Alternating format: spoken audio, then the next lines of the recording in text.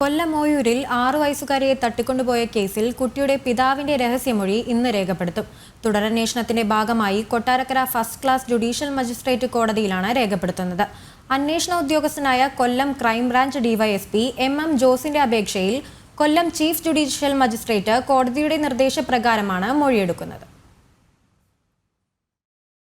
കൊല്ലം ഓയൂരിൽ നിന്ന് കുട്ടിയെ തട്ടിക്കൊണ്ടുപോയ സംഭവത്തിൽ പ്രതികളായി നാലാമതൊരാൾ കൂടിയുണ്ടെന്ന വെളിപ്പെടുത്തലിന് പിന്നാലെയാണ് പിതാവിന്റെ മൊഴിയെടുക്കാൻ അന്വേഷണ സംഘം തയ്യാറാകുന്നത്.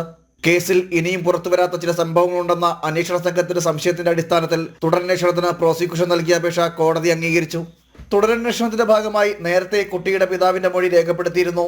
ഈ മൊഴിയും രഹസ്യമൊഴിയും തമ്മിൽ വൈരുദ്ധ്യങ്ങളുണ്ടോ എന്ന് അന്വേഷണ സംഘം പരിശോധിക്കും. വൈരുദ്ധ്യങ്ങളുണ്ടെങ്കിൽ ഇക്കാര്യത്തിൽ വ്യക്തത വരുത്തും.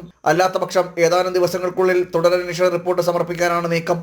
ചാത്തന്നൂർ സ്വദേശി പത്മകുമാറും ഭാര്യ അനിതയും മകൾ അനുപമയും ചേർന്നാണ് കുട്ടിയെ തട്ടിക്കൊണ്ടുപോയതെന്നാണ് അന്വേഷണ സംഘത്തിന്റെ കണ്ടെത്തൽ. എന്നാൽ സംഘത്തിൽ 4 പേരുണ്ടായിരുന്നുവെന്ന് കുട്ടിയുടെ പിതാവിന്റെ വെളിപ്പെടുത്തൽ വന്നതിന് പിന്നാലെ കൂടുതൽ വ്യക്തതയ്ക്കായി അന്വേഷണ ഉദ്യോഗസ്ഥനായ കൊല്ലം ക്രൈംബ്രാഞ്ച് ഡിവൈഎസ്പി എം ജോസ് തുടരന്വേഷണത്തിന് അപേക്ഷ നൽകിയായിരുന്നു.